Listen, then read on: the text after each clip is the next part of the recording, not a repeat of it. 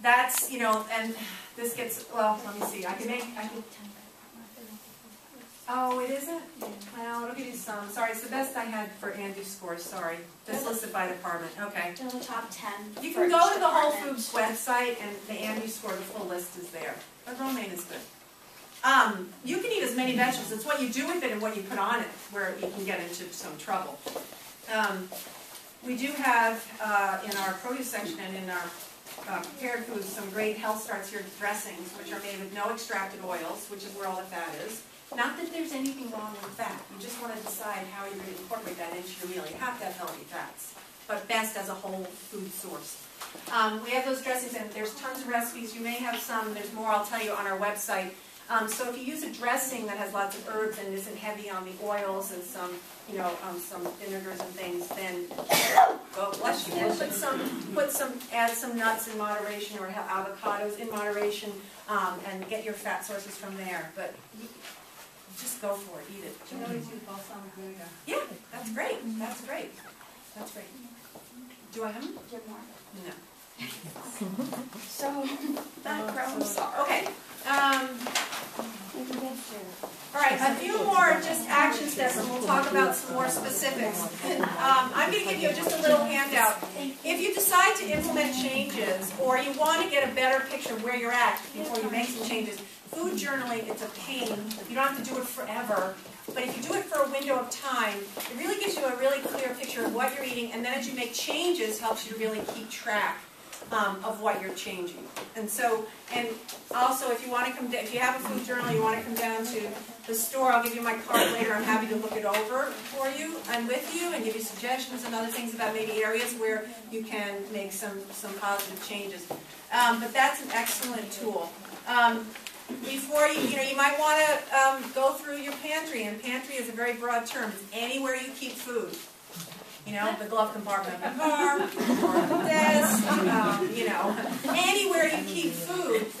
Really reevaluate it. Take a look and read labels, and we're going to get to that in a moment, and really evaluate and restock it with the things that you really want to incorporate. Because we all know we're human. If it's there, that's what we'll eat. If it isn't, we're less likely to be tempted until we begin to clean up the diet. Because once you clean up the diet, any diet, from wherever you are, you make improvements, your taste changes. I don't know if any of you have experienced that yet, but your tastes really change. It's amazing. Our body knows what it wants, and it always wants to be in balance. It will ask. You'll be able to trust what your body's telling you once a diet is clean. When it's full of really high fat, high salt, and high sugar foods, they totally override our natural appetite control systems. So it's not that you don't have willpower. It's that these foods are just, they're short-circuiting the systems our body was set up to have in place. So the more you can get those out and make these changes, trust me, it's amazing. It's just wonderful.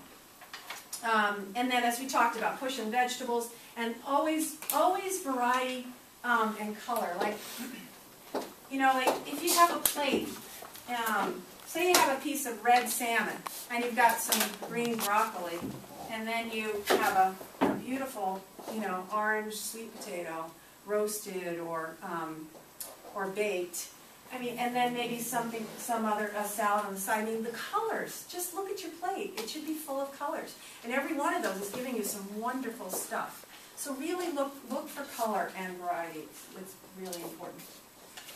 There's nothing wrong with regular potatoes. I just like those better. All right, I'm going to not get to this now. I want to jump back to. All right, so processed foods. Most everyone knows what I mean when I say processed foods. Yes, sort of, kind of, maybe. All right, so Dr. Condon mentioned labels. Really important. Do not ever, I don't care if you're in Whole Foods or anywhere else, do not believe anything that's on a package. Whoa. Okay. Hello. Go to the list of ingredients with knowledge, and then to your nutrition facts panel. Don't even go to the nutrition facts panel first. We get so hung up on calories and fat, and so I mean you maybe even have to watch sodium. That's a very important thing to check. But first, know what you're eating. Don't even care what it's giving you until you know. So yes, generally the rule of thumb is if the list is greater than 5 ingredients, put it down.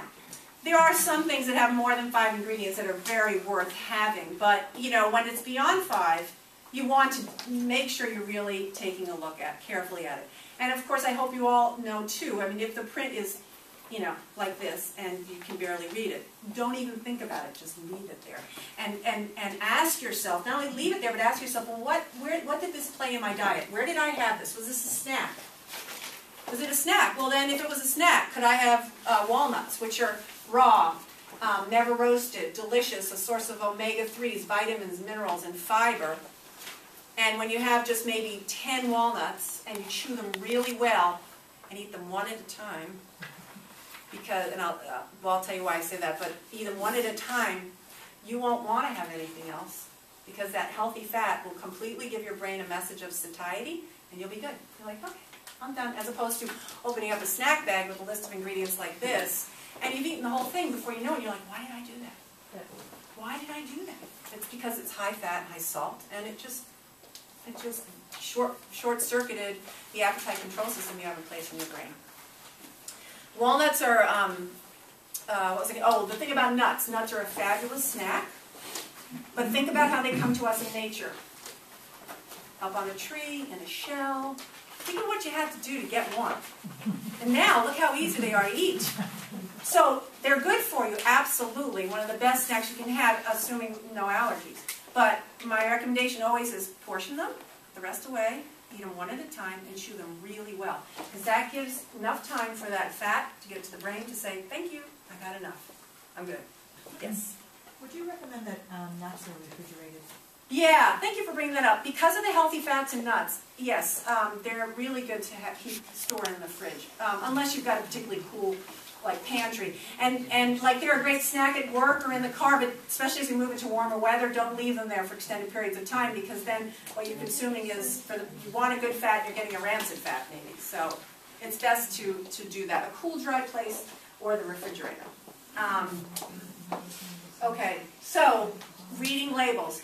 The other, of course, first ingredient is always the dominant ingredient. You know, it's listed in order of volume in the product. But to my point about not believing anything on a label, of course, I don't have an example of this because, but let's see. I'll just pretend this is, let's pretend this bread said wheat bread. Wheat bread.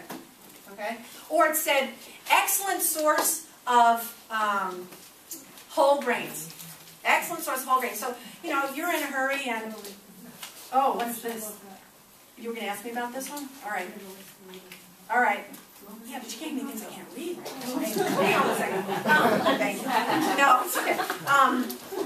So it'll say excellent source of whole grains. So, you know, you're in a hurry, you're trying to make good choices, so you grab it. But if you went to the list of ingredients, more than likely, it's going to say enriched flour, wheat flour,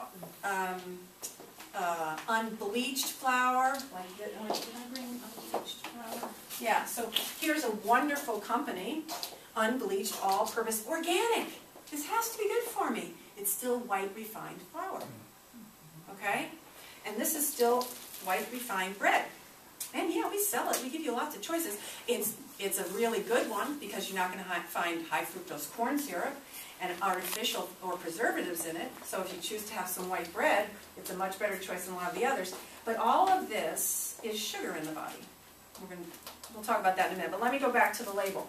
So if you want whole grains, for example, it has to say